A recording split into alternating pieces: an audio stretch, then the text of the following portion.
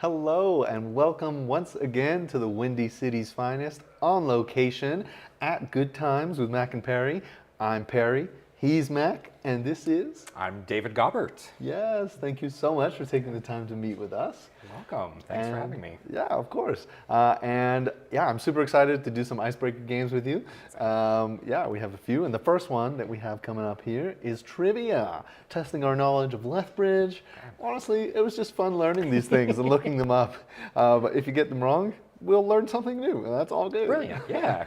Okay, our first one is, what is the official twin city of Lethbridge? Is it A, Thunder Bay, Ontario, B, Lethbridge, Newfoundland and Labrador, C, Abbotsford, BC, or D, Saint Laurent, Quebec? Oh no.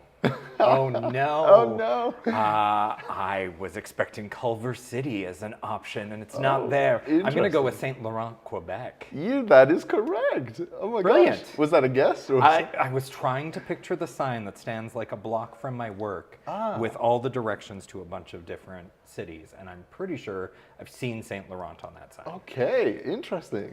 Very cool. Yeah, awesome. Our next question, moving swiftly along, is Lethbridge is second only to which city in its number of windy days per year? A, St. John's, Newfoundland and Labrador, B, Winnipeg, Manitoba, C, Quebec City, D, Tofino, BC. I'm going to go St. John. Yeah, that is correct. Oh, You are 2 for 2. That's amazing. Awesome. And was that just a guess? That was just a guess. Amazing. Yep. We love it. Yep. Awesome. We're going to move swiftly along to our this or that game. Okay. Get rid of the little bag there. This is just like tea or coffee. Maybe we'll talk about that. Okay. And I will also answer. Amazing. We'll see where we go. Okay. I will let you pick first. All right. Sweet or salty? Ooh. I have to go with salty. Salty? Salty on that. And how come? Is it like since childhood or like? Always. I have a thing for potatoes, and Yes. like salty potatoes are much better than like a sweetened potato. Yeah. I do love yams, but Yeah. yeah. No, right on. Yeah. I think sweet or salty. I'm also salty, but like something sweet after like a dinner does hit the spot for me. I will say. So, yeah. Okay, let's see what we got here. Whoop. Truck or car? Car. Yeah. Yeah, I do a lot of road trips to Edmonton, where my family's from, and so having a car to like breeze through the highways up to Edmonton is much nicer. That is totally fair. Yeah. Awesome. I think I would also go with car. I just don't think I have the need for a truck, so it doesn't really make sense to have. So Yeah. yeah. Awesome. All right. I'll let you go.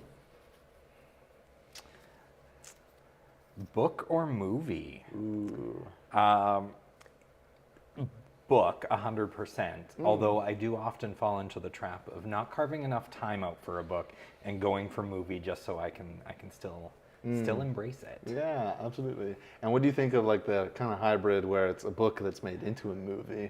Where do you stand on that? I actually love the movies that are made into a choose your own adventure book. Oh. I'm forgetting the one that was on Netflix. I don't recall the name of it, but Yeah. it was like choose A, B, or C. And that was something that was just incredible to me. Yeah. Nice. Yeah. Yeah. And yeah, carving out the time. I don't think you're alone there. It is hard to do sometimes, so that is very fair. Yeah.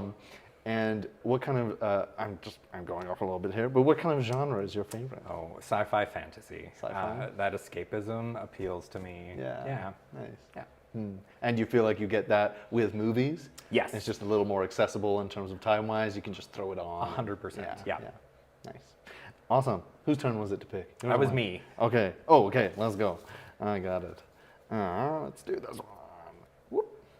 Urban or rural? Oh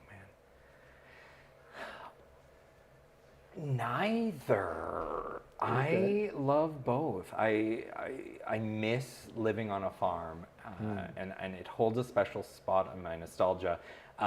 It's where I grew up was very rural. having said that, and I probably have to backpedal a bit, I don't know if I'd enjoy it as much now. Right. Because of the connections in the city and what Yeah. that looks like. So I'd say both if I'm allowed to only look at rural through the nostalgia lens. Right. Yeah. Nice. I think for myself, I think I've only really experienced urban.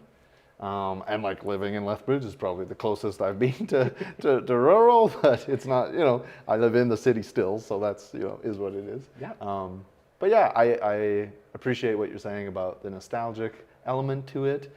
Is that something you get to share with your family at all? Yeah, my aunt and uncle still live on the farm. Yeah. Like the family farm where the first Gaberts came over from Germany. Yeah. So every Christmas or whenever we're up there, go out to the farm still for a bit. Yeah. Nice. Amazing. We'll do at least one more. Okay. Ski or snowboard? Ski, hands down. I love having my feet apart. I tried snowboarding once and it was not for me. That's totally fair. Have you ever tried cross-country skiing? I'm just curious. Yeah? I took lessons as a kid in cross-country skiing. And downhill skiing. And cross country is where I got my start on the farm. Did a lot of cross country skiing and snowshoeing out there. And then downhill skiing through high school. Absolutely loved it. Nice. So, yeah. That's awesome. Do you get to go much now? I haven't gone in 19 years since I moved to Lethbridge. So although it's a hard and fast answer, haven't done it in a long time. Would love to get back to it one day. Absolutely. Well, amazing. I think we'll move swiftly along here to our tumbling towers. Okay. I'm going to get the questions out from back here. You've played tumbling towers before? I have. Yeah, so we just can't do the top 3 rows. Okay. And we've kind of advanced tumbling towers because the table is a bit shaky. But I will let you do the honors again and go first. Oh, and we can't do the top 3 rows. Oh, can't do the top 3. I am breaking the rules right off the get-go. Oh, there you go. All right. And that looks like a 2. Number 2. What does your perfect day look like? I am an evening person, so it starts by sleeping in. Love it. Having a nice cup of coffee. Usually doing like a brunch or something very introverted to start, like something quiet, something at home, not having a pressure to leave the home for a bit, and then going out and seeing people, connecting. It could be work, it could be theater, it could be just going out with my friends or family. Something different. My perfect day is a day that is not the same as the one before. Right. I'm not a creature of routine, so yeah, something that's a breath of fresh air. And then depending on how it goes, it could be staying out late, it could be being home and in bed by 8 o'clock. Yeah. I love that. Yeah, not a creature of habit. And it sounds like, living in the city probably serves that need. Yes. Meets that need. That's Very awesome. much so. Yep. Yeah. Wonderful. Let's see. Oh, that one is pretty good. Whoop. We've got number 3. Oh, wow. What is your favorite film that you can remember? Sometimes I blank with these, but yeah, I know. I would probably have to embrace my nerdy side again and say Captain America: The Winter Soldier. It captures like the spy element. It captures the superhero element, and just it scratches a lot of itches. That's like if I want a good feel-good movie about the underdog winning and persevering and goodness prevailing, that's always had my back. Yeah, I love that. I love that. And I had a question, but it's gone. Okay. And that's totally okay. I believe it's your turn. It is. I'm going to try and push one forward. Oh, maybe. There we go. Question 16. 16. Who is someone who inspires you? Could be close to you, could be somebody famous, anything. Yeah. I am actually super inspired by, and it was a later in life inspiration, Mark Meir out of Edmonton. He's an Edmonton-based improviser, works with Rapid Fire Theatre, has done a lot of his own stuff, and also a voice actor for like Mass Effect and some pretty incredible video games. just a person that's like, yeah, I think I could, yeah. Amazing. Yeah. Have you had the chance to meet him? No. No? No. How do you think that interaction would go? I would probably freeze up. Oh, yeah. I think my introvert side would take over most likely, and I wouldn't know what to say for fear of saying something that completely embarrassed me. Like I feel like it'd be the sort of interaction where I would say my name wrong and introduce myself as like one of my brother's names. Right. But then he wouldn't know it was you, so Exactly. it'll be fine. Amazing, amazing. I think it's my turn. Yes. Great. Whoop. And yeah, the tower has not fallen, so we're trying to keep that streak alive here. This is number 54, right? At the other end of the spectrum here. What's one act of kindness we should all do more of? Being grateful. Being appreciative of like everybody, everything, the littlest things, and just like a smile and a wave go a long way. And hearing the words "thank you for being you" or that gratitude, I think, is something that's simple that we don't need to overthink. Yeah, absolutely. And I'm curious where that comes from in your experience, because I think it's potentially a very rural, small town thing. Has that always been a part of your life, or? No, this was a learning after I shifted from working in tourism to mental health. Right. And it came a lot from the fast-paced nature of the world, and it's sort of since the world shut down with the pandemic and everything, has been something that's been reinforced, like self-reinforced, in terms of making sure I take the time to appreciate myself, my family, my friends, my coworkers, whoever it might be, because I don't know that I'm always good about it if I'm not intentional. Right. So, being intentional about it. Yeah. I think I might steal that from my answer to that question. It would be being intentional, because I think nowadays that our attention and intention can be, I don't know, lost a little bit. So I think I think those two things go great hand in hand. Intentional gratitude. I think that's really beautiful. I think it's your turn. Okay. We'll see how it goes. All right. Can't see the number on this one. That's okay. It just makes it exciting. Yeah. 31? 31. Nice. 31 is, if it was an option, would you vacation in space? There would be a lot of fear to get over, I think. Right.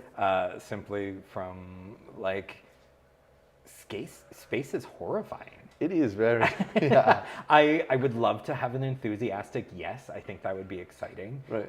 It would be different. It would be very different. But I feel like it would be, I can be a very nervous flyer, and I think it would be amplified if I went into space. Absolutely. So, yeah. Interesting. And what about, I'm just super curious, I know there's like space or ocean, because the ocean is also terrifying. Yeah. Where do you sit on that spectrum? Space, 100% space. Yeah. The fear of drowning is one of my biggest fears. So gosh, yeah. Okay. Yeah. Well, there's no drowning here today. No. We'll be good. Awesome. Okay. Let's see. It's kind of just a gamble sometimes. Right. Sometimes the ones in the middle seem to be serving us pretty well. 48. Okay. 48. What's a classic movie you haven't seen yet, or have? Okay. But if there's one that people have been raving about that you just have not been able to find the time to catch. What's the definition of classic? Like black and white? Like the 90s is 30 years ago, so technically. Wow, yeah, I guess it is. It's a sad thought. The first one that came to my head that I've never seen, and I genuinely don't know that I have a huge desire to see it, but feel like I should, is Gone with the Wind. Gone with the Wind. Okay. Or Nosferatu, like the original. Like some of those classic movies that were chatted about in film school, or that I know about and are so ingrained in our vernacular that I'm like, I should see it. I know quotes from Gone with the Wind, but I don't know a lot more about it. Okay. Yeah. And it doesn't sound like there's a big drive to go and check that out. No. And that's totally okay. Not hugely. No, that's totally fair. I think it's me or you. I think it's me. You do the honors. Okay. Yeah, the middle ones are serving us great today.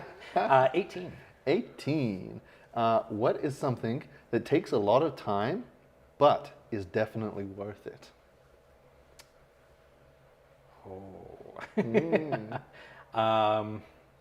I'd have to go back to the earlier question and say reading a book over the movie. I've never, or even without a movie attached to it, like I've never regretted reading a book.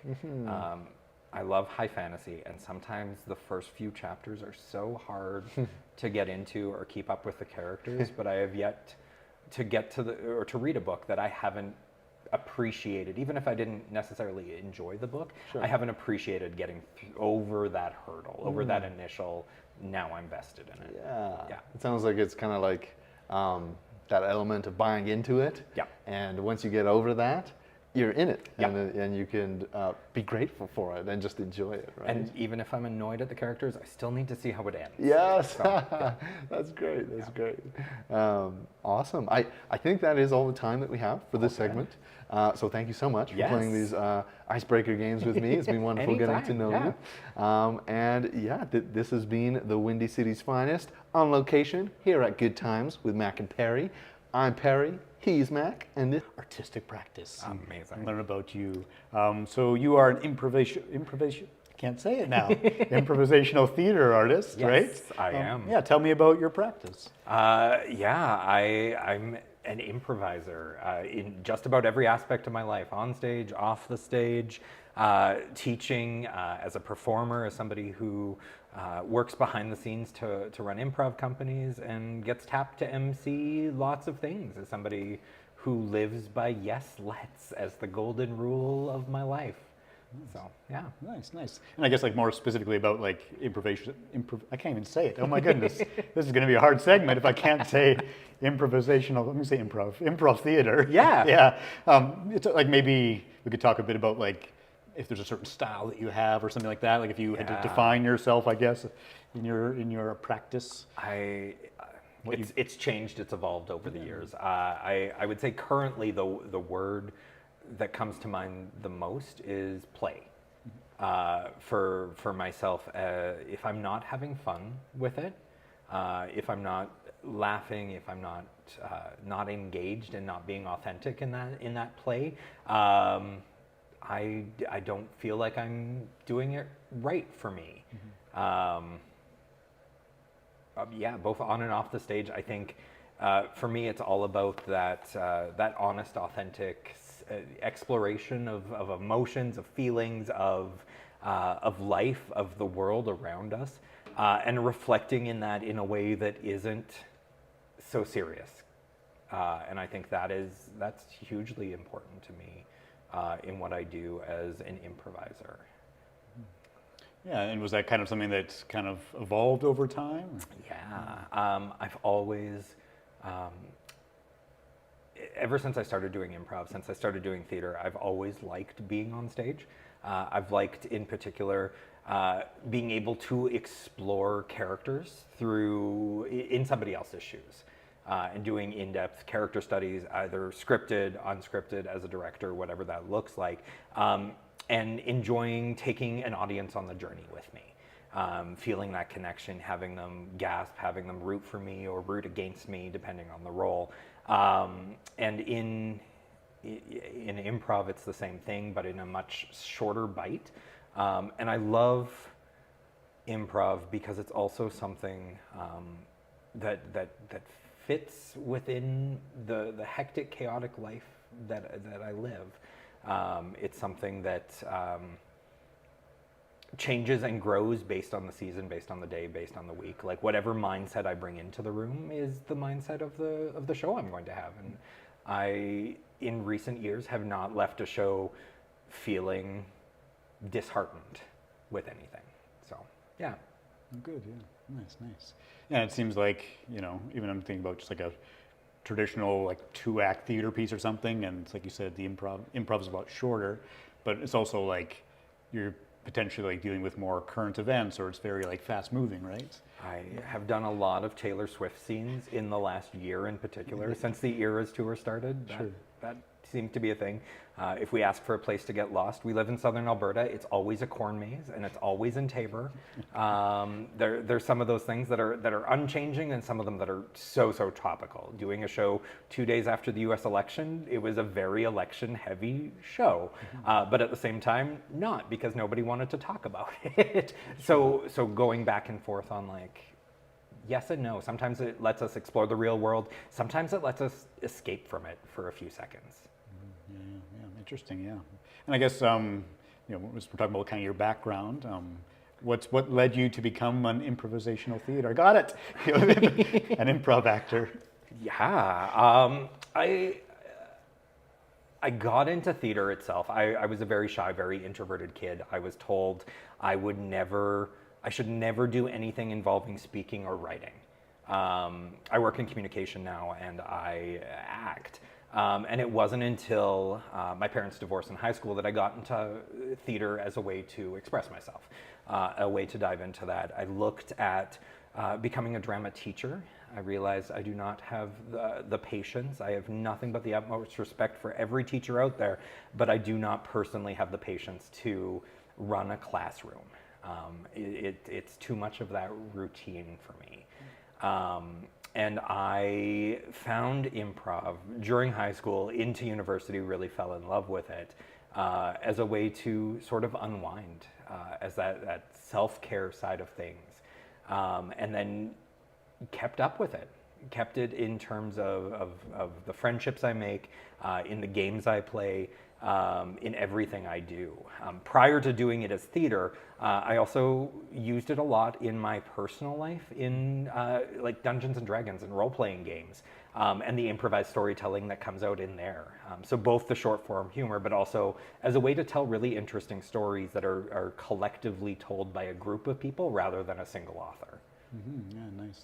And I guess, like, what sort of like improv skills would come into play with the Dungeons and Dragons? Yeah, it's all about being authentic and honest to your character, which is exactly what we do on stage. Is we find those moments, we find those revelations, and we stay true to somebody that isn't ourselves.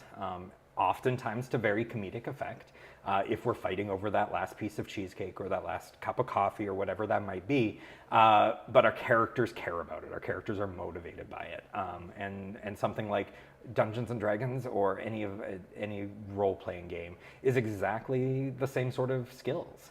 It's about how do you want to proceed in this completely fabricated, fictitious scenario that when you go home and crawl into bed at the end of the night won't have mattered at all.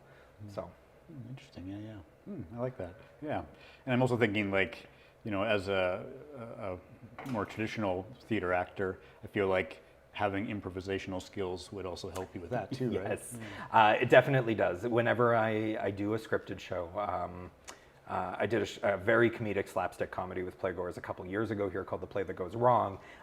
Diving into that character was much easier because of the improv, because I could connect with who I interpreted Robert was behind the scenes of the character and what that looked like.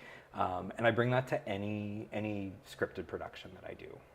Yeah, and I'm wondering, like, I'm also thinking, like, maybe just being present in the moment and interacting with your scene partner, things like that. Paying attention to everything else going on stage around you, for sure, that awareness. Yeah. If you forget your lines, maybe. Yeah. Hopefully not, but yes, in certain, yep. Yeah, nice. And I guess you kind of alluded to earlier, but like, if you had to choose something, like, what do you enjoy about doing improv? I feel like the teamwork, the chance to get to know other people and to learn from them so much. I've never seen two improvisers that have the same style. It's impossible, I think, in improv to authentically emulate somebody else. You're always having that piece of yourself on stage, no matter what you do. And so having the pleasure to work and make friendships through that, and getting to share some of those wildly diverse emotions, but also completely absurd scenarios, is just a true delight. Absolutely, and we will probably see it in the showcase, but looking at some of the photos, it seems like you've been performing with a lot of the same people for quite a while, right? Yeah, a number of the people I work with, I've worked with over a decade now, which is so incredible, so amazing. They know what I'm going to do before I choose to do it in a scene, in a partner. But also, they're some of my closest friends in real life. The photo that's right beside us here, this is out of those people, I still actively work with all of them in some capacity. And that photo was taken at the Empress in 2012, so over 10 years ago now. And just a couple of years ago, on the exact same day we took that photo, we had a cast here at Good Times with all but one of the same people. And so that meaningful, that lifelong connection, who we were in 2012, and seeing ourselves all grow into completely different families, different careers, different jobs, different everything, has been so, the connections are so meaningful. Absolutely, yeah. It's great that you could stay in touch and keep performing together. Yeah. And I assume it also probably helps with the actual performances themselves to know each other and it helps us be much more authentic with one another. We're never guarded. There's a level of trust that comes with a connection to that level that you just can't force, you can't fake.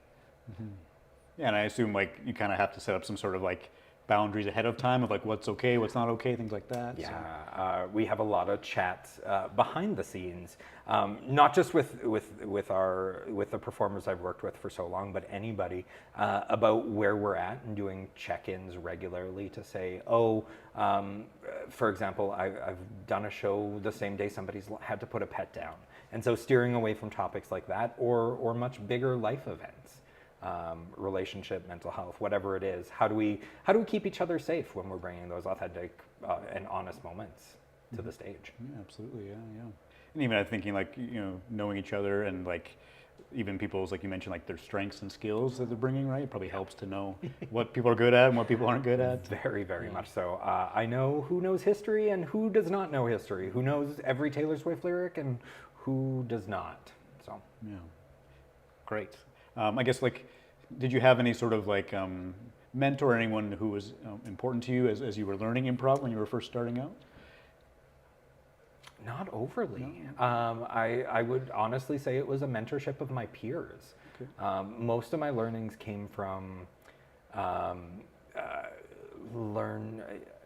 was a 4-H kid growing up, and learn to do by doing is one of their core tenets.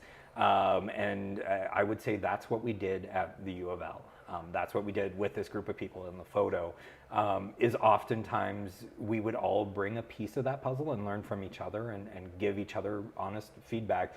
But there was no professor, there was no mentor that any of us really had, as far as I know. Myself, for sure, there was no person that I would reach out to if I had a question about improv, but a vast variety of people who I see as peers more than mentors. Yeah. Okay, interesting. Yeah. And is that maybe possibly like, being in Lethbridge, maybe this wasn't the improv scene when you first started? Quite possibly. Yeah. There was the club at the university, and that was pretty much it. Yeah.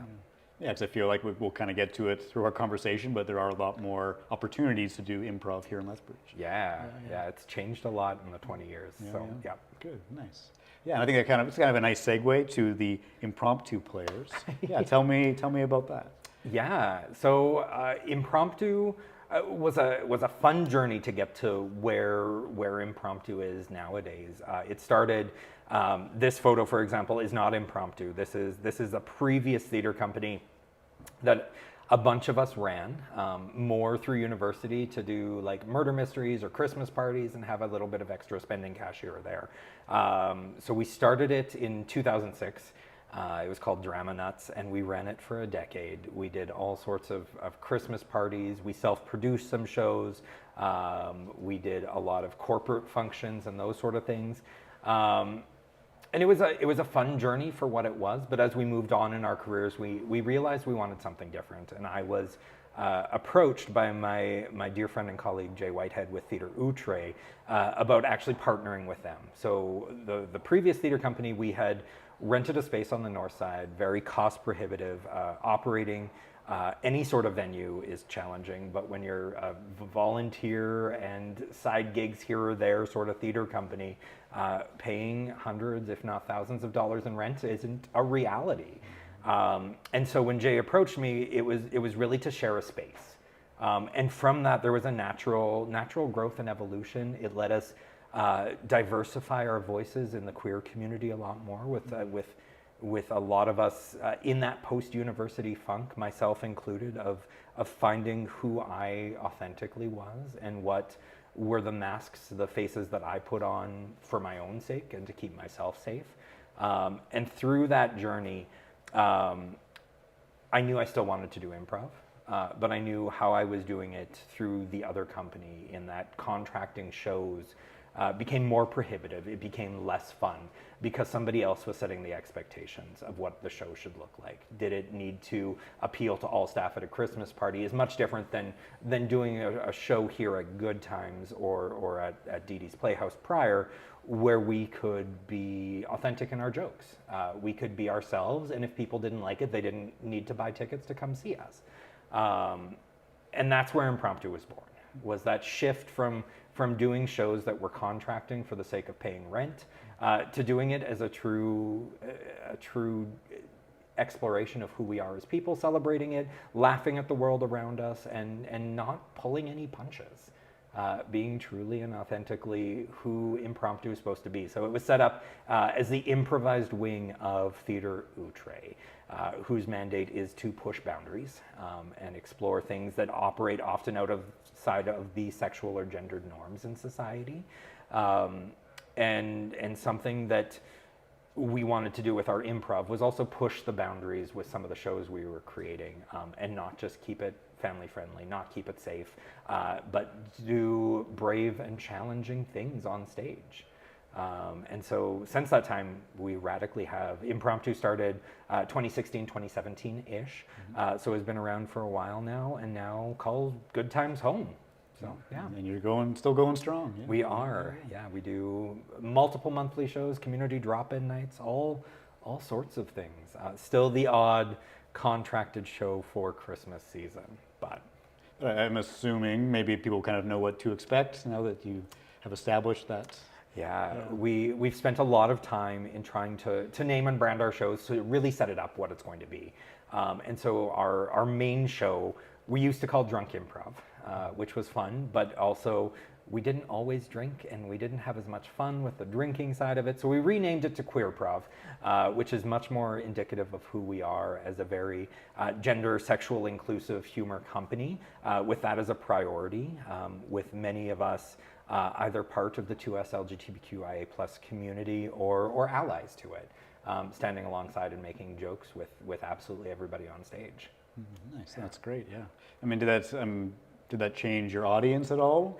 Yes. Yeah. Being part of a queer theater company in Southern Alberta, definitely there's still changes, there's still growth in our community that we're not as inclusive as we.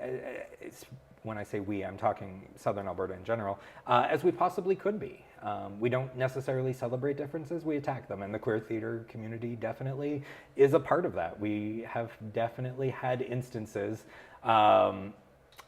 thinking when we do just like open shows at places like the Owl or Festival Square, where people aren't specifically coming to a queer event or knew they were coming to a queer event, where you do get hecklers, where you do get some recourse after the fact of people saying, "Hey, why are you doing this? This isn't okay."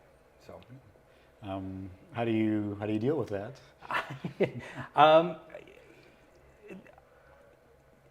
I take it as a badge of pride. It's almost, we had a really good discussion this summer as a troupe to come together and talk about the name Queerprov in and of itself. And every time somebody pushes up against who any of our members are, however they identify, whatever their gender or sexual identity or who they are as a person is, it reinforces the importance to have that right there in our name, to be attached to Theatre Outre as a queer company. because we have that purpose of advocating through laughter and facilitating change in a way that is wonderful. I had a student of mine who never would have ever, and he came up to me after the show. He came out to one of our queer prov shows. He had been taking an improv class with me and wanted to see what it was like on the other side. Came out to one of the shows, came up to me afterwards and said, never in a million years would I have thought I was okay at laughing and getting as vested into a lot of those gender identity jokes as I did. And it was just one of those moments that's like, it's not a matter of, we're not correcting anybody when we're up here on stage. We're trying to share pieces of ourselves. And that advocacy through sharing is something that I think justifies who we are, why we're attached to a queer theater company and not just an improv company, and why it's important that it's right there in the name of our shows. Yeah, no, that's lovely. I'm glad that he had that experience or that experience. Yeah. No, that's great. Yeah. Yeah, to me it sounds like, if I imagine like a regular heckler, I don't know who it is, but perhaps ideally it might be a way to kind of open up that conversation and get talking.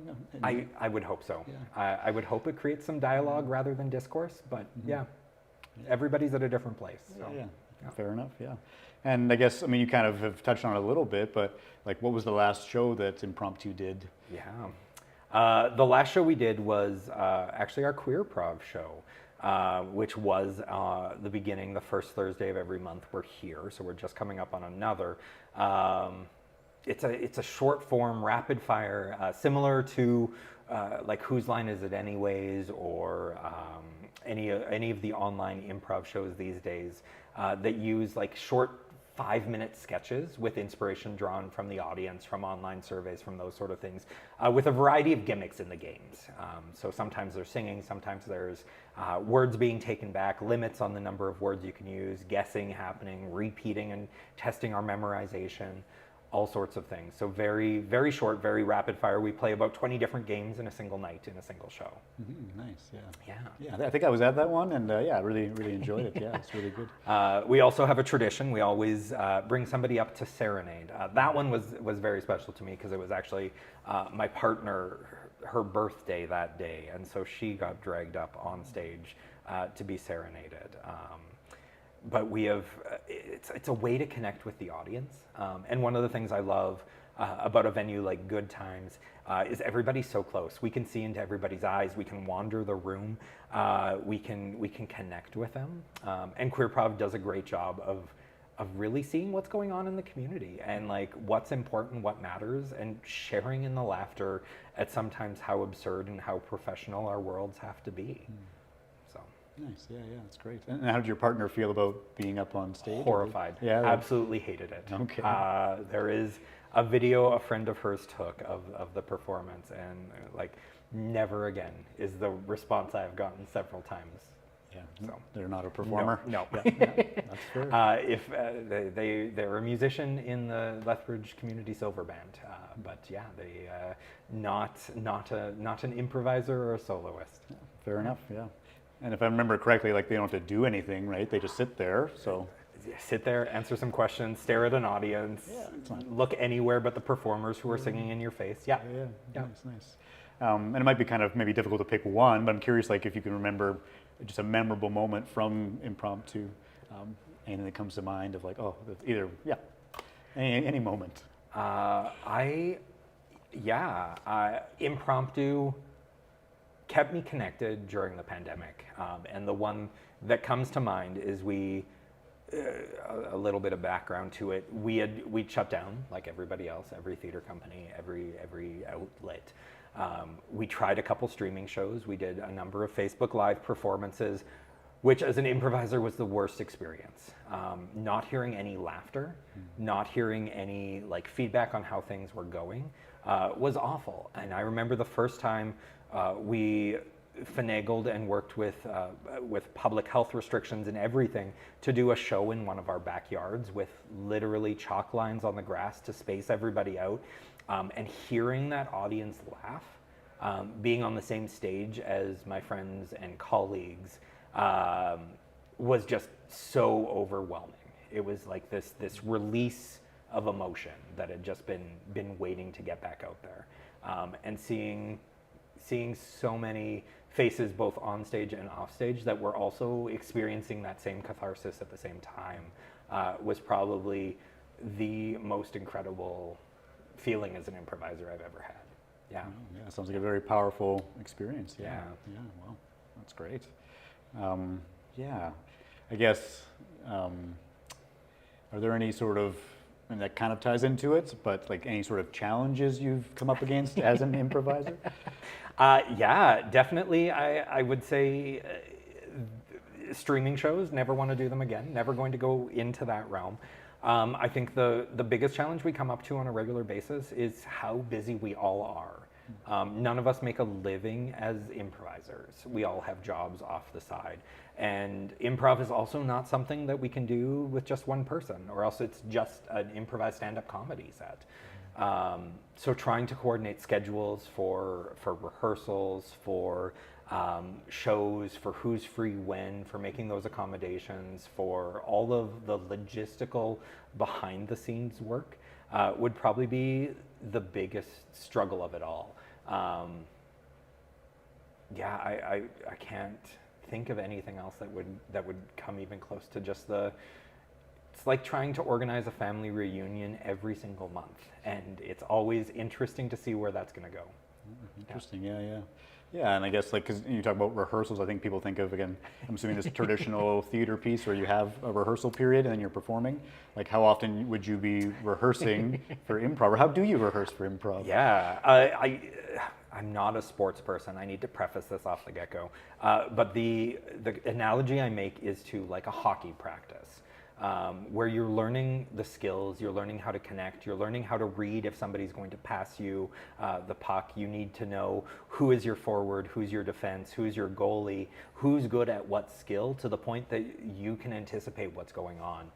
And so that's what we do about half the time in our rehearsal, is just running things so that we have that sense of each other, so that we can just let go and trust one another on stage, and know that if I drop something, John or Erica or Mark are going to pick up a character, a joke, a song, whatever that might be, because we have that trust, we have that teamwork. And that is something that through rehearsal you can easily build. The other part of it is spent a lot on the creative side. Improv is not something that works when it's a top-down director telling everybody what to do, but it works best when the ideas come from everybody for new games, new shows, new characters, new formats, whatever that looks like. And so a lot of the time at our rehearsal is spent talking through or trying out new games, what gimmicks work, what don't land, those sort of things. Interesting, yeah. It's interesting to get into the process, because I feel like not many people would know about that. Yeah. And then, like, do you sometimes bring like new people in to perform with as well? Yeah, we have over the years. It's been a few years. Auditions don't work in improv. Auditions are a very complex thing because you don't get a sense of who somebody is at improv. We can get more out of hanging out with somebody in a casual setting or in a loose rehearsal setting where there isn't the pressure of either you do good this one day or you're not in. Because we need to see that authenticity. And oftentimes when we come into an audition, you don't get the authenticity. You get the face that's being put on for 2 hours, and that's it. So adding people to the troupe is always something we do very, very slowly over years. There's no one track for it. It can be somebody who we've worked with in other capacities. It can be somebody who stands out at a community drop-in night or those sort of things, and leaves an impression with us of like, there's something here, there's something. And so it's almost more of a scouting and a referral process than an audition process. Mm-hmm. Yeah, that makes sense. There's lots of interaction. You need to know each other and trust each other. And Yep. Yeah. I think the other thing is it's not just a matter of how well do they improvise, but how well do they work with everybody that's already there. And at an audition, you don't have time to go through and say, all right, you're doing a scene with absolutely everybody in the troupe. Mm-hmm. Yeah. Yeah. Oh, that's interesting. Yeah, yeah. And you mentioned something in that reply about like drop-in improv, which happens here at Good Times. Yeah. Tell me a little about that, when that started.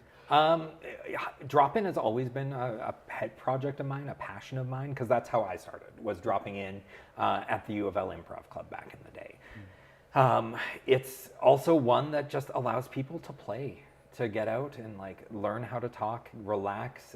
If they want to get up on stage with us, get up on stage with us. I often, anybody who's been to a drop-in night here in Lethbridge probably has seen the binders, the duotangs I put out, has a list of improv games, much like a karaoke binder, and people choose the game they want to play, come up on stage. Some of our performers demo it, some community members join in, and people can do absolutely whatever they want. Really, the goal with drop-in is it's not a show so much as it is a playground for anybody in the community. And it's important to us, and thanks to Good Times for donating the space, we keep it completely free. Like it's that sort of thing where we never want to, we've seen the impact that improv's had on us and our own well-being, our creative endeavors, and never want to limit that to anybody else. And it's been inspiring, because when we started in January, we used to do drop-in courses at the Bowman or at Dee Dee's Playhouse. We never had anybody come out, and when we started it here in Good Times in January, I think our smallest night has been around 10 people. And we've gotten up to about 30 with carloads of ladies coming in from Raymond for one night for their first time ever trying improv, which I thought was completely inspiring, empowering, and just a wonderful way to like try something new. Yeah, absolutely, yeah. So it's not just seasoned performers, but it's kind of no, the gamut. It's everybody from people who just want to try something new, people who maybe took improv, took theater in high school, have taken a class and looking to just keep up with it, to people who do professional stand-up comedy here at Good Times and are looking for ways to like add improv, how to respond to hecklers in their sets. So. Oh, that's great. Yeah. And that kind of transitions to kind of the last segment I wanted to cover before we run out of time. You also teach classes, right, at New West Theatre. Tell me about that, a little about that. I do. A couple years ago, last fall actually, I started teaching adult improv classes for New West Theatre. Something that they had been looking at was expanding their education programming, and so I started teaching improv with them, with some intro classes, and now intermediate and advanced classes as well. So, yeah. And how has that experience been for you? It's been completely different than how I expected. So I went to the U of L, I studied theater there, and so I had a very traditional like classroom-based learning for theater school, a very, very direct sort of learning. Teaching adult improv through New West has been very eye-opening as to how we as adults forget to play and have fun. And so a lot of things that we do in the classes, both intro, intermediate, and advanced, is reminding ourselves to be ourselves and that we don't have to pretend to be what the world wants us to be. And then by doing that, we can find the characters, the stories, the skills, the more traditional like taught skills, which all come after we remember it's okay to be silly, it's okay to make mistakes, it's okay to have fun up there. And that has been absolutely wonderful in the classes. And then also, it's a certain kind of person who will sign up for an improv class on a whim as an adult and take it. And seeing the connections built between students who are going for a drink after class and those sort of things, there's just something so heartwarming about in this post-pandemic world, seeing people come together and make new friendships outside of the circles that are safe. So. Oh, it's lovely, yeah, really good, yeah. And I guess the last question we try to always ask people is, how has improvisation and your practice, how has that changed you as a person? It's made me much more accepting, I'd say, much more ironically patient, in that there's a lot of different ways. There is a book by a professor in the States called Dave Evans. I'm blanking on the name of the book, but it's essentially using improv techniques in a business practice. How do you look at the options before you and choose the best one rather than do planning for 5-10 years in advance? And that's sort of what improv has really taught me over and over again. That even the best laid plans can go out the window very, very quickly. And improv has given me the ability to look at what's going on in that moment. Maybe it's with my family, maybe it's with my friends, maybe it's at work in a professional decision. It's given me the ability to look at those options without needing to always worry about every detail being on that 10-year plan, on that 5-year plan, sort of a thing. Still having those goals, but adjusting those goals based on the world, based on the reality of the people that I'm interacting with. Oh, lovely, yeah. It sounds like a very good skill to have. I nothing but advocate for it. Right. So, yeah. Great. Yeah, well, yeah, it's been a lovely conversation, David. Yes, thank Thanks you. so much for chatting. That's all the time we have for this segment. So this has been the Windy City's Finest on location here at Good Times with Mac and Perry. I'm Mac, he's Perry, and this has been David. David, all right.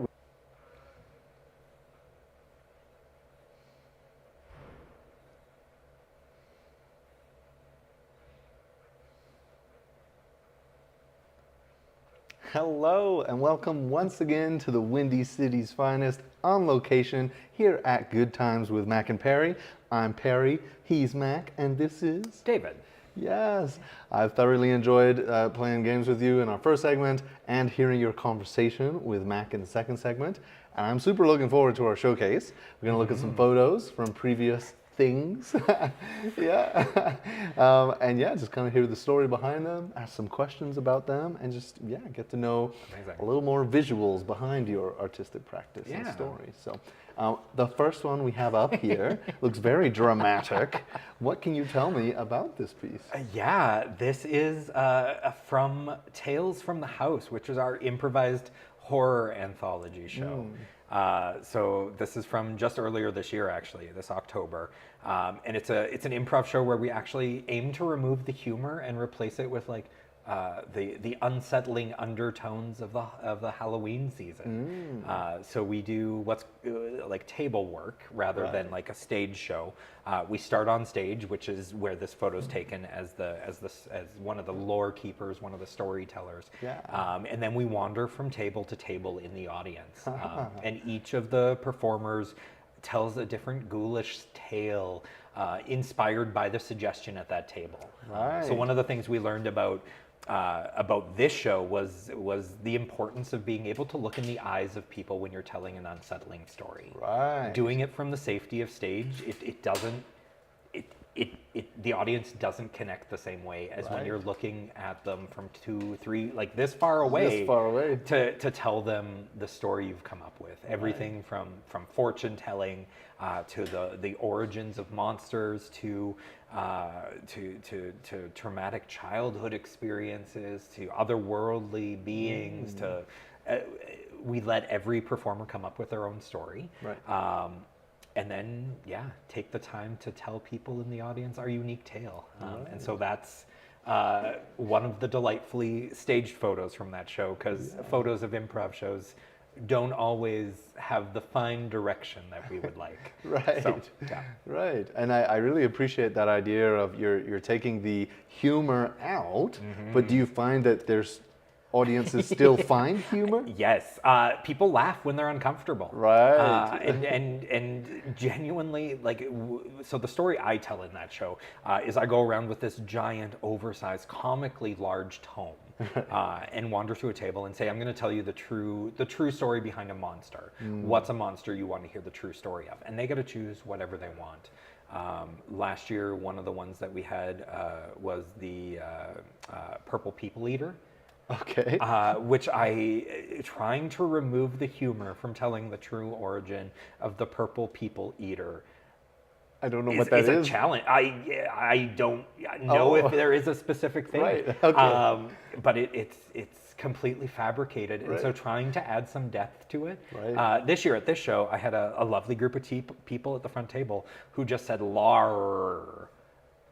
And then we're made a game out of it, trying to throw me off as a performer the whole time, which you can steer into and have fun with and be like, yeah, I'm going to raise the bar a little, and I'm going to take your lar and make it some Lovecraftian nightmare story. Yeah. So, yeah.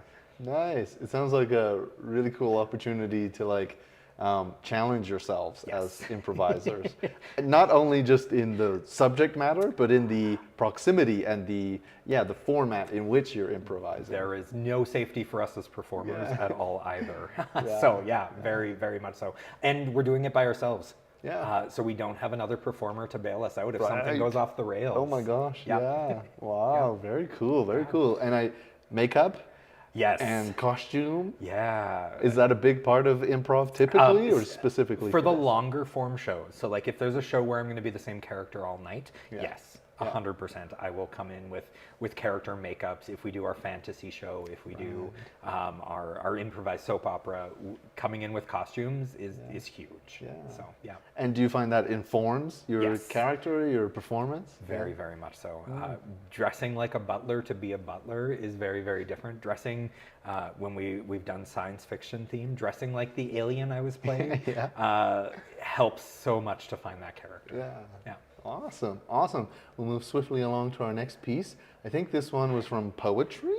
Yeah. Improvised poetry, is that right? Yeah. So what I did in this one, and I try to do this every year, is I'm holding a book of 'Twas the Night Before Christmas, just the poem. But what I've done is I've gone through and I've made it into a Mad Libs.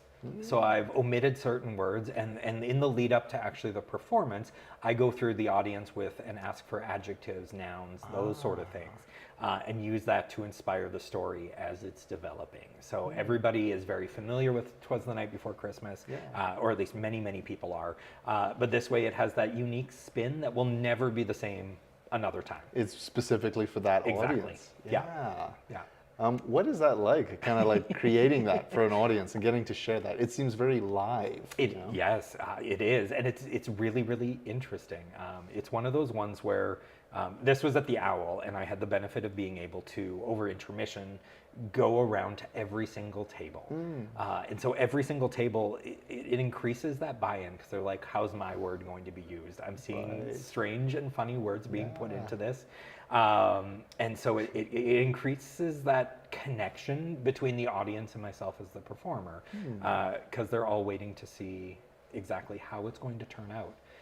And it's something that if you weren't in that room that night, I don't remember what the words are a year later. Totally. So, yeah.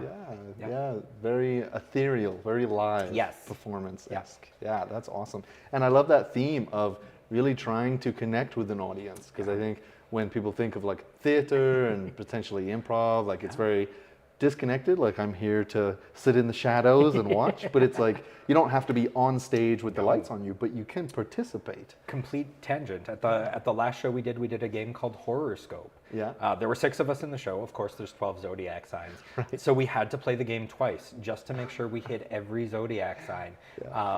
We thought it would be a flop of a game. We'd never tried it before. It was some random midnight brainstorm. But everyone loved it because of that connection. Everybody there, even if you don't believe in horoscopes, I am not a huge horoscope proponent by any stretch. But you know something But about I know what my sign is. Yeah. And so hearing my sign is like, oh, I connected to that one thing that much more. That's beautiful. That's amazing. Yeah, that's so awesome. Cool. Our next one, we have a lovely little photo here. This is a performer who you perform with a lot. Yeah, this is my dear friend, performer, John. John is the performer in ImpromptOu that I've worked with the longest. I worked with him first in 2007, so just about 2 decades ago now. In gunfights at Fort Whoop-Up back in the day, and murder mysteries and everything through the years. John and I still work together on a regular basis on stage. This is a perfect example of improv being so ethereal. If I see a picture of myself in a show that is scripted, I'm like, oh yes, that's Act 1, Scene 3. I don't even know what game this is. It's just a position that's like, were we singing? Were we frozen? I have no context other than, wow, that's a dramatic photo where we look like some sort of fertility statue almost. So that's wonderful. Again, to that ethereal nature of it, it just kind of happens, and yeah, in the moment, it means so much. Yes. Yeah. And it means it's great to capture those moments. Absolutely. Yeah. But, yeah. Nice. And I think I remember this. This, yeah. I forget when it was. Every so often, there is one scene or one moment in an improv show that is just so unique and so inspiring that it's deeply ingrained. Yeah. This was about two lumberjack Yeah. and a tree hugger, Yes. an ecological preservationist in the forest, debating what to do. We are doing a game where we each sing a song, and at the climax of their song, right before I entered, they both died. Yeah. And so I had to come on as somebody to the aftermath of these two people dying in a forest. And it was just a great levity-filled moment of like, this is what we're going to do. The concept of the game that we do with this one is we do it in the first act, and then we pick up the story in Act 2 with the exact same game. And so we came back in Act 2, and they were still dead. Like, we just didn't know what else to do. And this scene is actually how we started the second act scene of that show. Right. So, yeah. And what does that mean to like? I feel like there's this element in improv that I'm picking up on of like not being precious with your work and being able to pass it off to somebody. Yeah. Because they've done the scene and they've set it all up, and then they're just passing it off to you. Yep. And there's responsibility there, Yep. but also like freedom. Yeah. But what is that like? It's a great give and take, and that's the joy. John, I've worked with. It's actually a great photo for that concept. Yeah. John, I've worked with for just about 2 decades. Kat is the newest member of our troupe. Yeah. Somebody who I've worked with the least, and so one of the things that we do a lot of is seeing where they can push things to, where we can poke each other, Yeah. and where we can push each other to like be our best selves and spotlight ourselves. I'm not a singer. I've never been trained as a singer, but I love singing in improv, and I only learned that through my fellow performers pushing me to do it more. Right. Or seeing that spark and being like, yeah, let's make David do this. Let's have fun with this. Let's joyfully rib each other until something beautiful happens. Yeah. So, I love that idea of, it sounds like, singing on stage is not something you would try, but with this community of people behind you, it's something you try regardless of what the stakes are. Yes. If there's an audience there or if it's in rehearsal, it's just you're pushing yourself. That's beautiful. It's still nerve-wracking. It's still the one area as an improviser that I feel woefully worse than anybody else in the troupe. Whether it's finding a note, finding a tune, finding a key, any of those sort of things. But it's an area that I feel the space is brave and I can try it. And I'm not going to fail. I also have a horror, I'm horrified by the thought of doing karaoke. Karaoke is up there with any other phobia I have. I do not like singing in Space or public. ocean. Space, Yeah, ocean, yeah. snake, like any of those things. Karaoke is one of those things because there's a prescribed notion as to what the song is supposed to sound like. Right. Whereas improv, there's that play, there's that safety in that it's okay to fail. Yeah. It's okay to be horrible. It's okay to just have fun with it. Because if you're having fun with it, the audience will love it. Absolutely. So, yeah. That's awesome. That's awesome. This is from a show that you've done recently. Yeah. Yeah, So what can you tell me? this is not what people would think of as an improv show.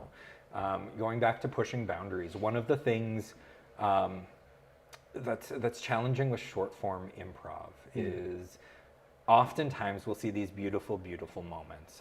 They happen a lot in monologue games, but also any of our scenes where we watch two characters fall in love. We watch them grieve for a lost parent, a lost lover, a lost pet, a lost friend. We see them break up. We see the heartbreak. We see this whole realm of emotions, and it's wonderful and it's beautiful, and then we throw it away for a laugh. We have a pun, we have a joke, we have that sort of a thing. And that's our goal in the short form humor. People don't come to a short form improv show to feel emotions and to like to process and work through trauma, or do any of those sort of things. Like that's not what we're aiming for. But as a creator, after working with a number of my colleagues for a decade, it was something we wanted to explore in improv. We'd done enough, we'd seen it enough, we'd felt it enough, that we were like, what if we let those characters exist?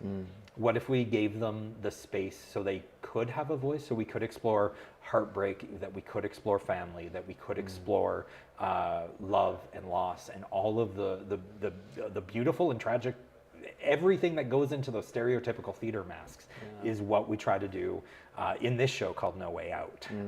We've done it, we've mounted this production 6 or 7 times now. So we've taken it to Calgary, to Swift Current, to a few times here in Lethbridge, and this is from the most recent run in 2023. Done it with various performers. The premise of the show is it's always 2 or 3 siblings who are dealing with a conversation that we get through audience suggestion pre-show by going around and talking to the audience. And the question we ask the audience is always the same. It is, these siblings have to deal with a topic to which there is no way out of. It could be planning your parents' 40th anniversary. It could be dealing with your parents' divorce or death or addiction or euthanasia or any of the complex topics that can suddenly rise and bubble up for us. It's a show that is like, it captures that heart of connection and family, and we explore those characters in a way that doesn't pull punches. We found that the relationship between siblings was the most interesting thing to explore through this show, and how siblings can be both the most supportive and the most unabashed. They don't pull punches. This photo in particular is from when I was actually playing one of the parents at this point in time.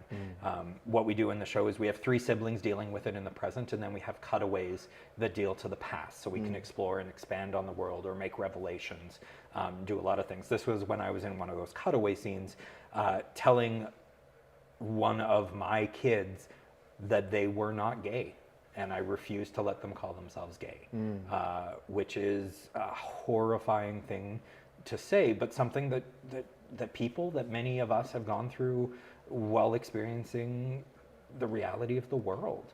How do you work through that with your siblings? What do your siblings take away from that? How does that inform you as a character? How do you not pull those punches and not be nice and supportive?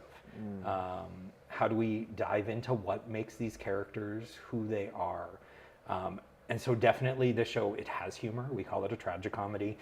We start very high energy and then slowly peel back the layers to like deconstruct and get to the heart of the emotions. And we try to run this show once every few years. And it's a show that, well, it doesn't have costumes per se. We always make it like it's an apartment, like it's a fully realized set that these characters inhabit. I feel like that is a beautiful exploration of like improv. And all that is humanity and the vast range of emotions that people can go through and situations. And I also, hearkening back to one of your earlier comments about like, a brave space of performers and the trust that is there allows you to engage with these topics that people experience. I think that's amazing.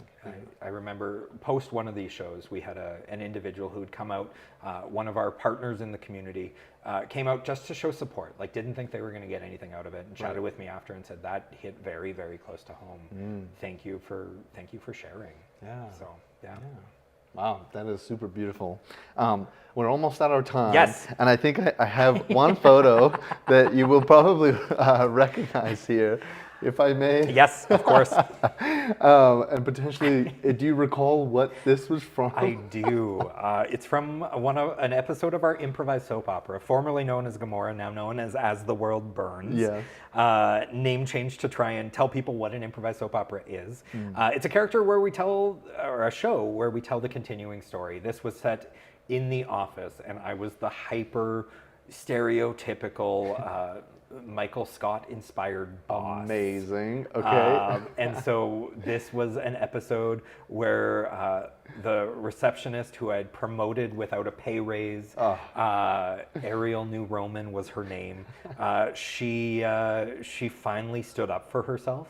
And there was a moment prior to this that nobody except for Kat, who I'm sharing the stage with there, and myself know. She had 2 cups in her hand. One had Diet Pepsi and one had water. And there was a moment where she looked at both of those cups and made like she was gonna throw that Diet Pepsi and then lowered it. And then I, out of gratitude, took water from my cup, filled up her cup more in that unspoken like moment of trust, and was like, I'm ready. I know where this is going. There's only one way forward. And thankfully somebody was on hand to capture the moment that was then forever immortalized in this post that was at the Galt Museum for our 10-year anniversary exhibit a couple years ago here. Oh my gosh. Yeah. That's amazing. Definitely for comedic sake and resounded greatly. Yeah, that's so cool. And I love that kind of behind the scenes insight of, that moment of trust and decision making.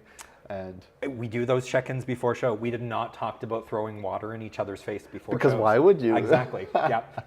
Yeah, but that's awesome that you can find that in the moment with an audience there. Yep. And just that's amazing. Yep.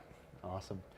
On that note, we've talked about the depths of kind of exploring improv, and then these lighthearted moments. And what goes into them, and I think that's phenomenal. Yeah. Thank you so much for sharing. Thank you. And I think that's all the time we have for this segment. So this has been the Windy City's finest, on location at Good Times with Mac and Perry. I'm Perry, he's Mac, and this has been David Gabert.